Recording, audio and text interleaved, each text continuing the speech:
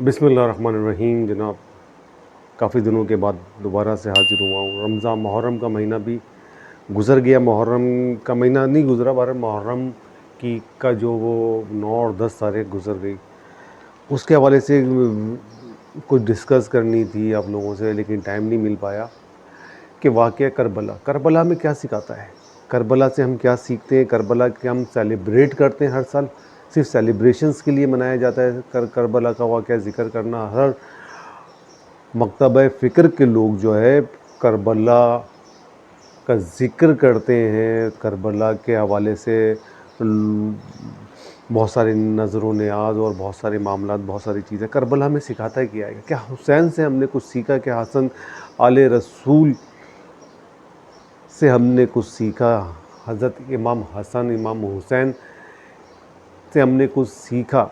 वाक़या करबला हमें क्या सिखा रहा है। वाक़या करबला एक जंग नहीं थी, एक छोटी सी जंग नहीं, एक पत्ते के अंदर एक जंग नहीं थी, वो हक़ और बातिल की एक लड़ाई थी, जो हमें सिखाता है कि हमें हर सूरत में, बेशक हम ज़िंदगी के मामलात के अंदर अगर हम ज़िंदगी के मामलात के अंदर अगर हमें कोई तकलीफ़ या परेशानी होती है ना, तो हम कंप्रोमाइज़ कर जाते हैं। हम हलाल और हराम की तमीज़ को छोड़ देते हैं, हम कंप्रोमाइज़ कर जाते हैं। हम अपने बच्चों के आगे, अपने फैमिली के आगे, अपनी कमज़ोरियों के आगे बेबस होकर, हम सिलेंडर होकर जो है ना, बातिल के सामने अपना सर को नम करके और अपने मामलात को सीधा करने की कोशिश करते हैं। तो वाक़या करबला हमें ये सिखाता है कि यार, आपका अगर हक़ के ऊपर है तो आपकी कोई कमज़ोरी होनी नहीं चाहिए। अगर आप हक़ के ऊपर हैं और अल्लाह के रास्ते पर निकले हुए हैं और ये सोच रहे हैं कि आप जी हक़ के ऊपर हैं, तो आपकी कोई कमज़ोरी नहीं होनी चाहिए, बातिल के आगे आपको सर झुकाना नहीं चाहिए। ये हमें वाक़या करबला सिखाता है। क्या अल्लाह के पास ऐसा नहीं था? क्या खुदा अल्लाह ताला चाहता तो फ़रिश्तों की एक फ़ौज करबला में भेजता और ज़ालिमों को निस्त व नाबूद कर देता, जबकि ऐसा नहीं हुआ। अल्लाह ने ये बताया है कि इस करबला के वाक़े ने हमें ये सिखाया है और अल्लाह ने हमें ये मैसेज, ये पैगाम दिया है अपने प्यारों के ज़रिए से कि इंसान जो भी अगर हक़ के ऊपर है, अगर हक़ के ऊपर डटा हुआ है, तो उसको सर झुकाना नहीं चाहिए, सजदे में सर कटा लेना चाहिए। ये है ईमान की मजबूती। अल्लाह चाहता तो क्या आले रसूल, जिसके लिए पूरी कायनात, पूरी चीज़ें तख्लीक की गई, उनके औलाद के साथ, उनके नवासों के साथ, के घर वालों के साथ जो सलूक वाक़या करबला में हुआ, तो क्या अल्लाह नहीं चाहता? अल्लाह चाहता तो उसी टाइम उनको वहाँ से ले जाता, उठा लेता, या फ़रिश्तों की एक फ़ौज भेजकर तमाम मैदान को साफ़ कर देता। लेकिन आने वाली नस्लों के लिए एक पैगाम की सूरत में इस वाक़या करबला को अल्लाह ताला ने ऑर्गेनाइज़ किया, बनाया है वाक़या, ताकि आने वाली नस्लें, आने वाले लोग, आने वाले मुसलमान ये बात समझ सकें, ये बात सीख सकें। जब मेरे प्यारे महबूब आक़ा मोहम्मद मुस्तफ़ा सल्लल्लाहु अलैहि वसल्लम की औलाद हक़ और बातिल के आगे कि हक़ और बातिल की लड़ाई में उन्होंने अपना सर झुकाया नहीं, सर कटाया और सरेंडर नहीं हुए। इस्लाम ज़िंदा होता है हर करबला के बाद। इस बात से ये साबित होती है, ये बात साबित कर दी, इस्लाम ज़िंदा होता है हर करबला के बाद। तो इसका मतलब क्या हुआ कि हम हर साल इसको बना रहे हैं, हर साल इसको पर काफ़ी नज़र नियाज़ और काफ़ी चीज़ें, काफ़ी इवेंट ऑर्गेनाइज़ करते हैं। क्या हमने ये सोचा कि हम हज़रत मोहम्मद मुस्तफ़ा सल्लल्लाहु अलैहि वसल्लम की सुन्नतों के ऊपर, उनके ऊपर हम अमल कर रहे हैं? मैं ख़ुद कह रहा हूँ, मैं अपने आप को भी इसके अंदर शामिल कर रहा हूँ कि क्या हम उस क्राइटेरिया के अंदर पूरे उतर पा रहे हैं? हमारी तो नमाज़ें भी सही तरह से नहीं हो पाती हैं। हम किस तरह से अपने मोहम्मद मुस्तफ़ा सल्लल्लाहु अलैहि वसल्लम का आशिक़ रसूल होने का दावा करें? हम किस तरह से हुसैनी होने का दावा करें, हुसैन के पैरोकार होने का दावा करें, जबकि हम जगह जगह के ऊपर हम जुल्म सितम, हमसे हमारा बस नहीं चलता कि हम हर जगह पे जुल्म और सितम कर जाएं। हमारा बस नहीं चलता। मैं भी एक बहुत गुनाहगार बंदा हूँ। अल्लाह मुझे माफ़ फरमाए और मेरे और तमाम तर लोगों के मामलात को बेहतर करने की तौफ़ीक़ अता फरमाए। हक़ और बातिल की सोच हमारे यहाँ क्या हो रहा है? हक़ और बातिल की सोच ख़त्म हो चुकी है। हम अपने मफादात के अंदर इतने बह चुके हैं कि हम نے یہ دماغ سے اپنے سوچوں سے یہ بات نکال دی ہے کہ اللہ بھی کوئی چیز ہے، اللہ بھی کے آگے بھی کوئی چیز ہے، کہ ہر معاملات اللہ کے اس پر ہوتے ہیں. ہم جو کیا کرتے ہیں کہ ہم باطل کے آگے سر جھکا کر اپنے معاملات کو سیدھا کر لیتے ہیں اور حق کو کہنے سے کتراتے ہیں، حق کو بولنے سے ڈرتے ہیں، حق کو کہنے سے ڈرتے ہیں. کوئی ہمیں مار دے گا، کوئی ہمیں ڈانٹ لے گا، کوئی ہمارا گریبان پکڑ لے گا، لیکن ہم حق بات نہیں بولتے. یہ ہے واقعہ حق.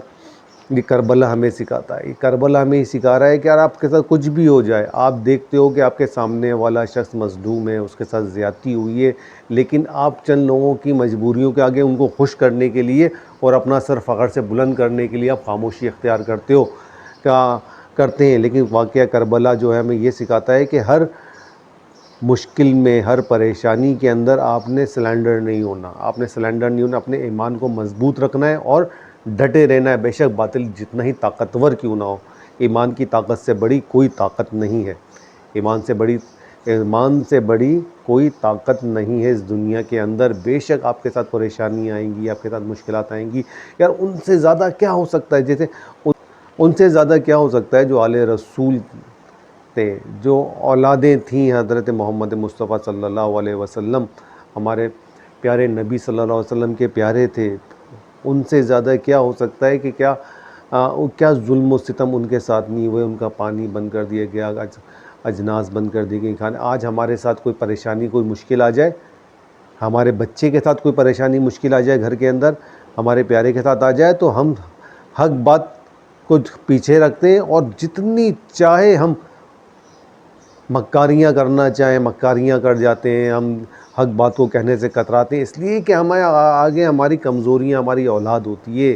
تو کیا ان کی وہ کربلا کے اندر ان کی کمزوری، ان کی اولادیں نہیں تھیں، لیکن وہ سلنڈر نہیں ہوئے، وہ حق بات کہنے سے نہیں پیچھے ہٹے، وہ باطل کے سامنے انہوں نے سر نہیں جھکایا. بے شک جتنی بڑی فوج تھی، کم تعداد کے اندر لوگ تھے، جس میں خواتین کی تعداد، بچوں کی تعداد بہت زیادہ تھی، لیکن اس کے باوجود بھی انہوں نے سر نہیں جھکایا. واقعہ کربلا ہمیں یہ سکھاتا ہے کہ ہم نے کسی بھی صورت سے سلنڈر نہیں ہونا، کسی بھی صورت سے اپنے آپ کو نیچے نہیں کرنا حق کے آگے اور باطل کے آگے ہمیں ڈٹے رہنا ہے، کھڑے رہنا ہے. دیکھیں باطل کیا ہے آج کے دور کے اندر، باطل کیا ہے آج ہم کوئی غلط بات کرتا ہے، ہم صرف اس وجہ سے اس کی تائید کر دیں گے جی وہ بہت بڑا آدمی ہے، جی وہ جو کچھ کہہ رہا ہوگا صحیح کہہ رہا ہوگا. لیکن ہمارے اندر یہ جرأت ختم ہو چکی ہے، ہمارے اندر ہمت ختم ہو چکی ہے. ہم حق کو حق اور باطل کو باطل اور ظلم کو ظلم کہہ سکیں.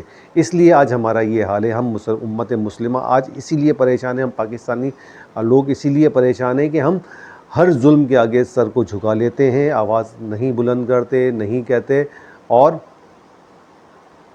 جس طرح سے آپ کے سامنے سب موجود ہے، آپ کے پاس مہنگائی کا طوفان ہے، آپ کے پاس بے روزگاری ہے، آپ کے پاس سب کچھ ہے، لیکن آپ جو ہے حق و باطل کے اندر تمیز ہم کرنے سے قاصر ہو چکے ہیں. اچھا، تو ابھی ایک واقعہ ہوا ہے گلستان جوہر کے اندر، ہمارے رینجرز کے جو ہوتا ہے ان کا ٹرانسپورٹ کا، اس کے اندر 5 خنزیر گھسے اور انہوں نے جو ہے حملہ کیا، لیکن وہ جہنم واصل کر دیے گئے ہماری فورسز کے آگے. لیکن کرتے کیوں ہے پاکستان کو؟ ان کو اندازہ ہے، یہ دیکھ چکے ہیں کہ انڈیا کے ساتھ کیا کیا پاکستان نے. انڈیا کے ان کے سندور کو جو ایسا مسئلہ کہ وہ اللہ معاف کرے کہ وہ کچھ کہنے کے قابل نہیں چھوڑا ان کو. جو انہوں نے آپریشن رکھا تھا، ہمارے یہاں مارکہ حق تھا، وہاں پہ سندور تھا جی، سندور تھا. عورت کے لگایا جاتا ہے جو شادی وغیرہ ہوتی ہے، شادی شدہ عورتیں جو لگاتی ہیں. تو انہوں نے اب اس آپریشن، اس جنگ کو سندور کا نام دیا، جو پاکستان نے اس کو نیست و نابود کر کے مودی صاحب کے ماتھے پہ لگا کے ان کو گھر روانہ کر دیا. بہرحال میں پرزور مذمت کرتا ہوں ان دہشت گردوں کی، ان دہشت مافیا کی، کہ پاکستان کو ڈی اسٹیبل کرنے کی کوشش کر رہے ہیں. لیکن ایسا ہو نہیں سکتا کہ یہ پاکستان کے ساتھ کچھ برا کر پائیں. پاکستان کے ساتھ اللہ کھڑا ہے، پاکستان کی افواج. پاکستان بہت مضبوط ہے، ہمارے تصور سے زیادہ مضبوط ہے. اس بات کو یہ سمجھ لینا چاہیے کہ اس کے ساتھ، افواج پاکستان کے ساتھ اللہ کی مدد ہے. انشاءاللہ دوبارہ پھر حاضر ہوتے ہیں. اپنا بہت خیال رکھیے گا. پاکستان زندہ باد، پاکستان پائندہ باد. اللہ حافظ.